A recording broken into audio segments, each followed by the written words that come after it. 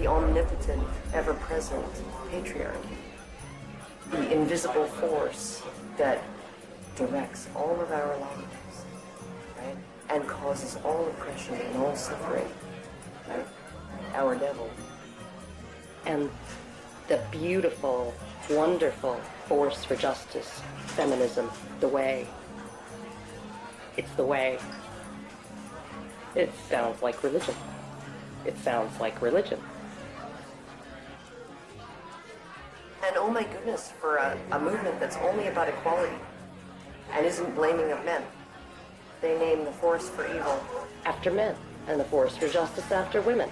And this being a movement is very, very, very concerned about the implications of language. So concerned that if you call a firefighter a fireman, it will discourage little girls from aspiring to be firefighters. And sometimes discourage grown women from aspiring to be firefighters, right? By calling them firemen. But we can call the force for all oppression. We can call that essentially men, patriarchy, right? And we can call the force for good and justice women. And that kind of language, that has no implications. We're not blaming men. We just named everything bad after them. They're really angry, and they're angry at women, they're angry at feminist women, but yes, men have gotten a crappy deal. But it's not the fault of women or gay people.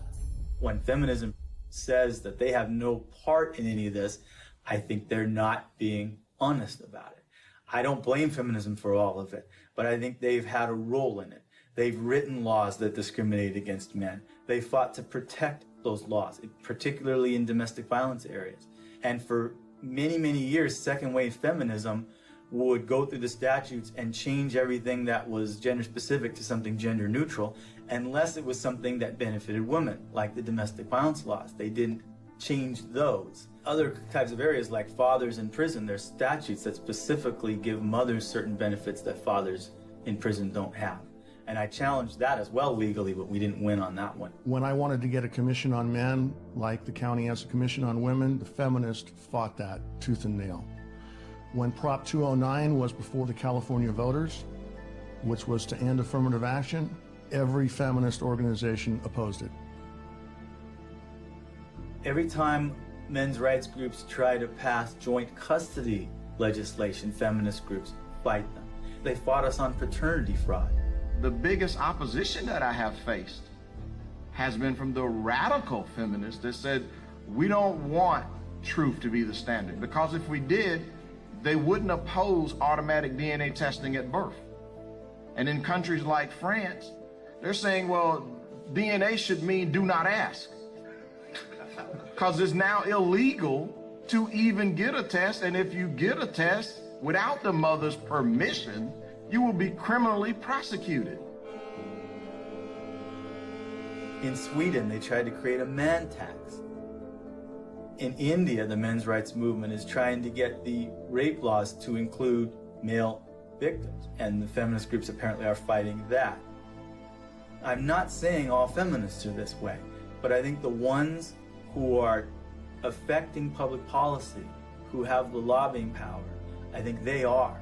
If you just look at their actions, they don't want equality for women. They want special privileges for women and girls. And even though they know in a lot of areas men do not have equality, they are silent. The commandant of the Marine Corps said that he thinks, and I quote, all eligible and qualified men and women should register for the draft, talking about selective service. Do you think women should also have to register for selective service like men?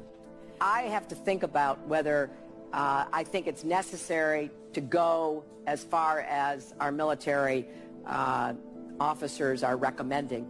The idea of having everybody register concerns me a little bit unless we have a better idea of where that's going to come out.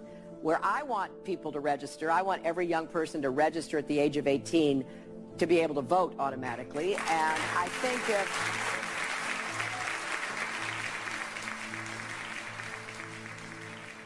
What's the motivation? People don't ask, what's the motivation? Do we need a men's rights movement? No, we need common sense.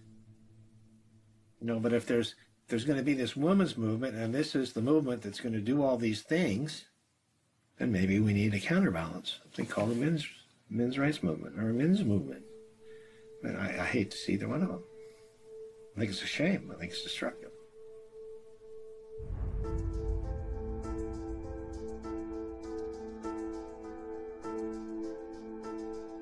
I'm hearing what the men's rights activists are saying, and I'm finding the sources to support what they're saying. Men are just as likely to be victims of intimate partner physical violence. Men have little to no control over their parental destiny, especially when he's tricked into fatherhood or he's raising a child that he later finds out isn't his. The sentencing disparity between men and women is 6 times larger than the sentencing disparity between blacks and whites. So while a black man may be sentenced to 10% more prison time for the same crime as a white man, a man is sentenced to over 60% more prison time than a woman arrested for the same crime. Boys are falling behind in education. They are enrolling at lower rates and earning less college degrees. And while not all MRAs agree on the issue of infant male circumcision, most MRAs do believe it is a human rights violation. I spent months learning about infant male circumcision, but it only took me watching a 5-minute medical training video to convince me this is a barbaric practice that needs to stop. Okay, so first thing, make sure he's well restrained. Okay? And we repeat the process with just one end and clamp. Anything that gets clamped gets cut. All that was left, a partial penis and his tiny testicles. Rhodes says Ashton urinates through a hole in his penis. She says she can't imagine now what she'll say to her son when he's old enough to understand what's happened to him. How could you explain it to your child that you don't have a penis or you might never be able to have kids?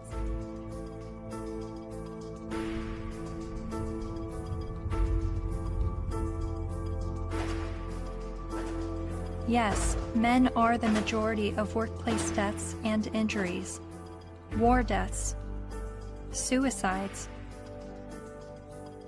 They have a shorter life expectancy. Warren Farrell makes the argument that prostate cancer and breast cancer mortality rates are similar, but funding disproportionately supports breast cancer research and awareness over prostate cancer.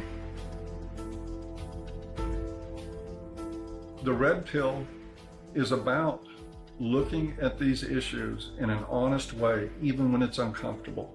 And these things are uncomfortable, but without the willingness to set aside the programming and to set aside the false beliefs about what power is and what women are and who women are. Part of what we do is a pretty serious critique of both sexes.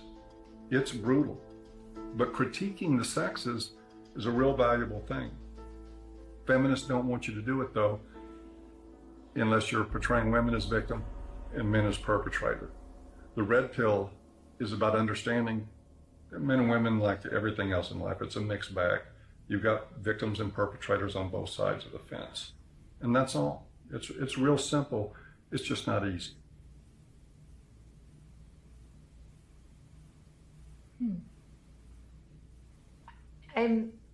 I think I agree with everything you said, but there's still some kind of unsettling doubt, and I don't know where that's coming from.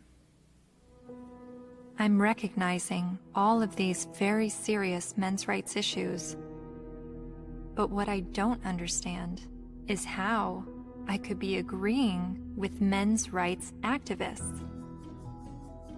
Is this the same misogynist hate group I originally discovered online?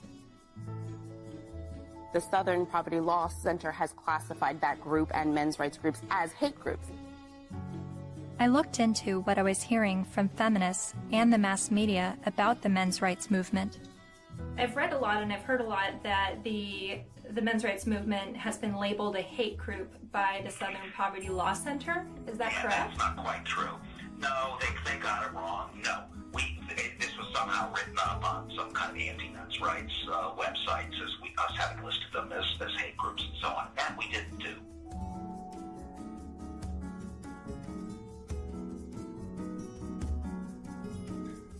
He wrote a piece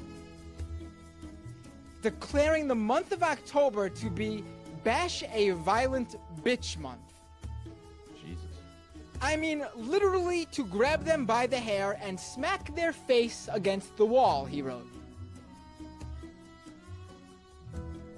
I then discovered that Paul Elam's famous Bash a Violent Bitch article was written in response to this article by Jezebel called, "Have You Ever Beat Up a Boyfriend? 'Cause, we have."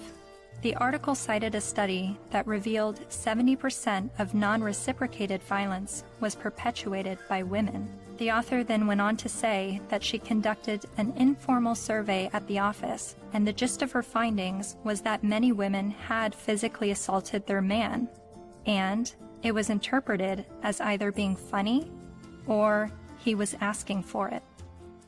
I couldn't help but see the hypocrisy in a major feminist website making light of abusing men, and MRAs stinging back only to have the media paint them as the abusers. Something else to think about. Arriving on campus, boys will also see the effects of women's studies programs, now usually termed gender studies programs. Make no mistake about it, however, they are still women's studies programs. I teach in the gender studies program at Wagner.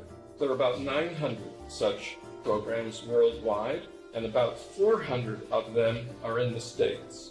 By comparison to those 900 programs worldwide, there is one men's studies program.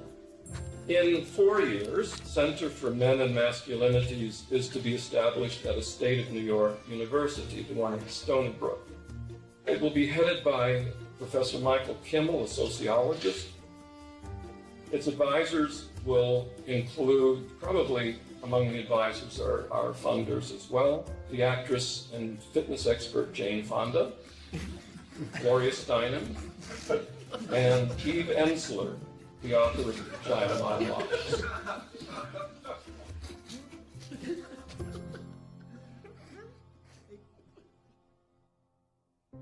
After my year of filming men's rights activists and feminists, my descent into the rabbit hole was not slowing down. My education on gender politics was really just beginning.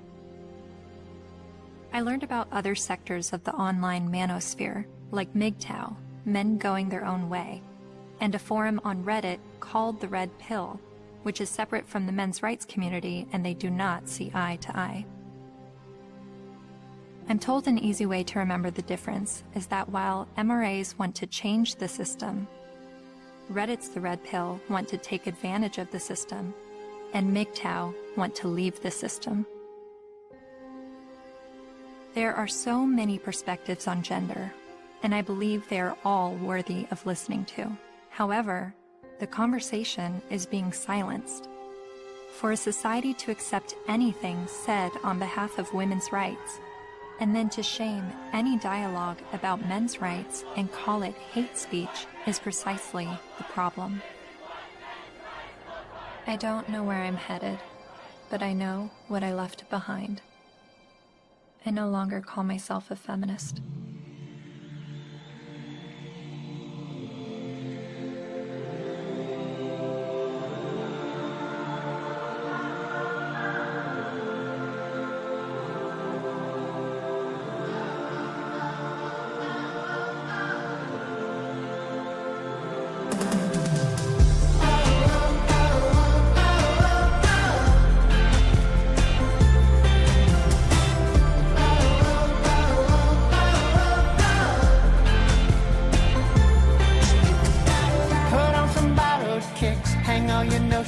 Up. It's never what it is. Wisdom is asking why. There is another side, down where the rabbit lives. My world will blow your mind. Just have a look at it.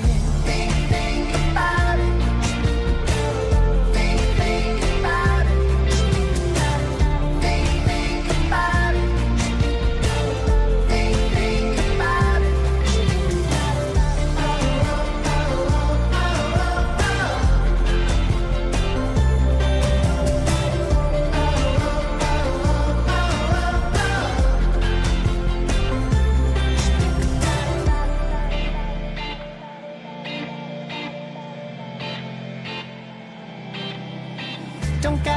out your mind, just try to open it. I'll let you use my eyes, see what I'm dealing with. People with different stories, divided by different categories and reasons why. The smart speak, the wise they listen.